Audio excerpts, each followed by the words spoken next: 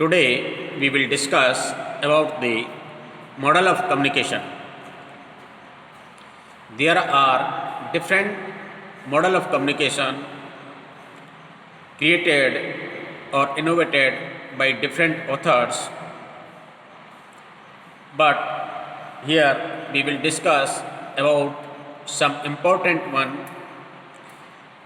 in which the first of is Aristotle model of communication. Aristotle, according to Aristotle, communication has three ingredients. First one is speaker, second one is speech, and third one is audience. Speaker means the person who speaks.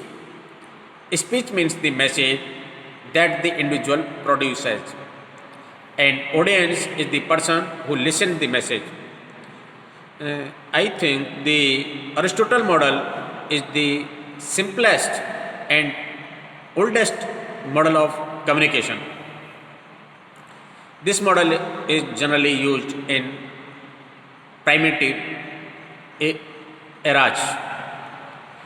Second model of communication is Shannon-Weaver model of communication. According to them, the ingredients of communication are five. First one is source, second transmitter, third one is signal, fourth receiver, and fifth destination. Compared with the Aristotle model, the source is the speaker, the signal is the speech, and the destination is the audience. And the two plus added ingredient are a transmitter which sends out the source's message, and a receiver which catches the message for the destination. Third model of communication that is also important is called Barlow model of communication. According to Barlow, 1960, the model of communication consists of six ingredients. First one is source, second one is encoder, third one is message, fourth one is channel, fifth one is decoder, and sixth one is receiver. Code is a system of signals for communication. Encode means to put the message into code. Channel means the medium through which the signals move. The decoder means which converts the message into the code, into ordinary language, which may be easily understood by the receiver. Next one, we will discuss the J.P. Ligon's model of communication, which is widely accepted. According to Ligon's 1963, the communication process have six elements. First one is communicator, second one is the message, third one is the channel, fourth one is the treatment of the message, fifth one is the receiver, and sixth one is the response of the audience. This task of communication, according to him, is to provide powerful incentive for change.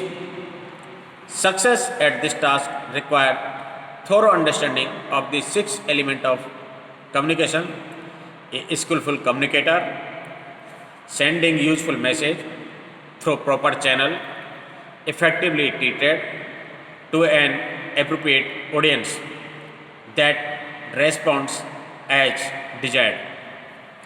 And the last one, we will discuss about the Rogers and Shoemaker 1971 model of communication.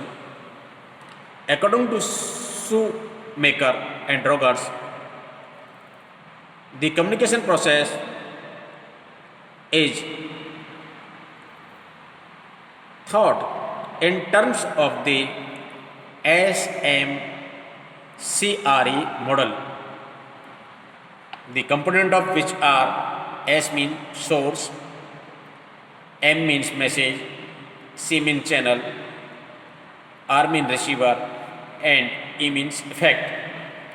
According to them, a source sends a message via certain channels to the receiver, individual or receiver, which causes some effect, either changing the existing behavior pattern of the receiver. Communication in extension may also be thought of as a two-way stimulus response situation in which the necessary stimulus is provided by the communicator.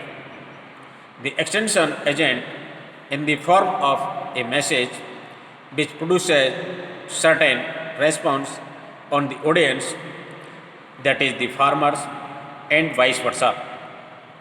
A favorable response by the audience reinforces learning. These are the some important model of communication.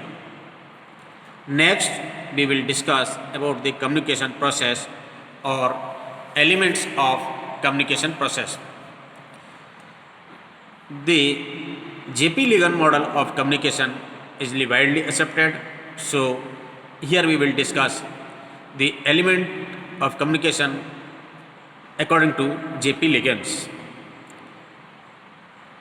According to J.P. Ligon's, as we earlier discussed, that have 6 elements, and first one is the communicator. In the context of agriculture and rural development, extension agent is the communicator who starts the process of communication. The extension agent obtains the required information from the research and carries it to the audience, that is the farmers. The extension agent is the communicator, a carrier of information, and the communicator must have credibility.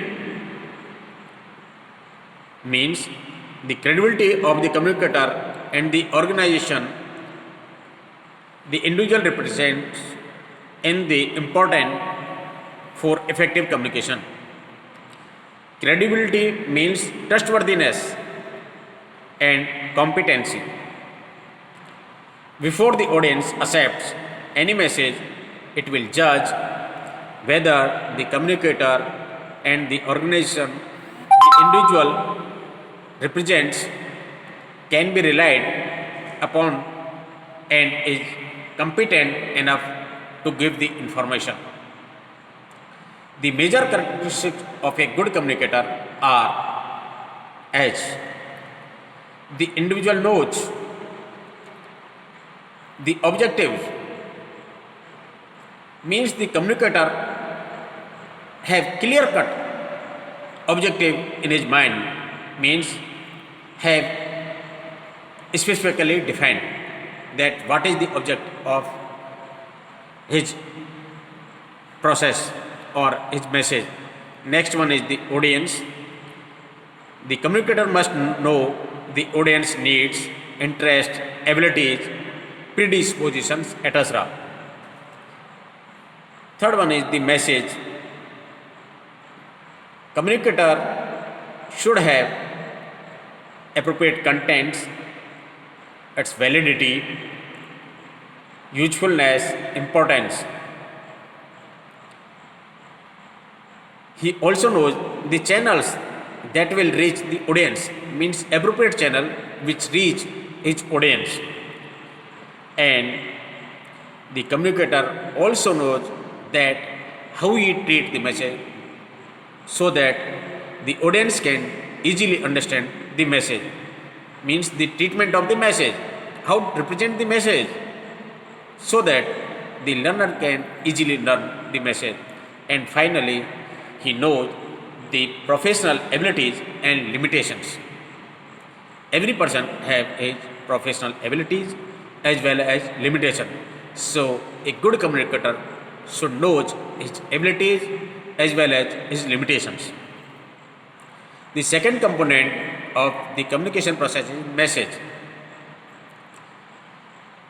The message means the recommendations from research, the technology constitute the content or subject matter, the message. Information which is relevant to a particular set of audience constitute the message. Otherwise, for them, this is noise. A good message should clearly state what to do, how to do, when to do, and what would be the result. To produce desirable changes in human behavior, the message must be motivating. Message which are relevant, interesting, useful, profitable, credible, latest and best based on research findings, and complete, neither too much nor too little, are likely to be motivate the people. A good message should be in the line with the objective to be attained, means message should be in the line with the objective to be attained. Clear, the message should be clear, understandable by the audience, and message in the line with the mental, social, economic and physical capabilities of the audience. Message should be significant economically, socially or aesthetically to the needs, interest and values of the audience. The message should be specific, no irrelevant material. It should be clear, specifically defined. It should be simply stated, covering few pertinent points at a time. It should be accurate, scientifically sound, factual and current. The message should be timely, especially when seasonal factors are important and the issues are current. So, message should be timely, as we know that information delay means information denied. It should be supported by factual material covering both sides of the arguments. The message should be appropriate to the channel selected. It should be appealing and attractive to the audience, means message should have utility and immediate use so that the audience can take interest in the message. It should be applicable, means message should be practical, can be apply recommendation on the one's own particular situation, means the recommendation should be practically applied so that audience can accept the message. And it should be adequate, combine principle and practice in effective proportion. And finally, the message should be manageable, can be handled by the communicator and within the limits of time and resources. Third channel is the third component of communication is channel.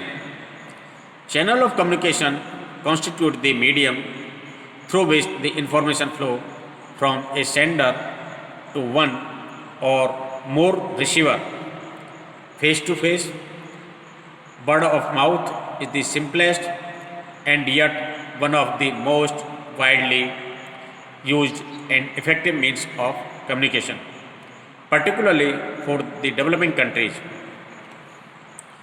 As society changes from traditional to the modern, the emphasis shift from the oral to media system of communication. Because of the large number of audience or receiver of information, and because of physical distance of the communicator and the receiver of information, it is necessary to use different media of communication. Even in the interpersonal face-to-face, word of mouth communication, it becomes necessary to use some ads to make communication more effective. We can classify the channel of communication. The channel of communication may be classified into a number of ways according to different criteria. According to form, spoken, written, according to nature of personal involvement, personal localite, impersonal cosmopolite, according to nature of contact with people, individual contact, group contact, mass contact. So, which channel is appropriate to the message and audience we should select to communicate our message, so that the message can easily be understood by the audience. Next is the treatment of the message. Treatment of message means presentation of message in such a way that audience can easily understand, accept and adopt the message. The treatments means the way a message is processed so that the information get across to the audience. The purpose of treatment is to make the message clear, understandable and realistic to the audience. Presentation means how the message is communicated or placed before the audience. Treatment and presentation of the message shall depend to a great extent on choice of the channel and the nature of the audience. Treatment and presentation of message usually require original thinking, deep insight into the principle of human behavior, and skill in creating and using refined techniques of communication. So, before audience, we should treat the message in such a way that audience can easily understood and in an effective manner. Next one is the audience.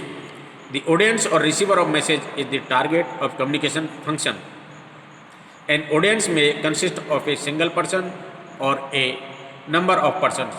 It may comprise men, women and youth.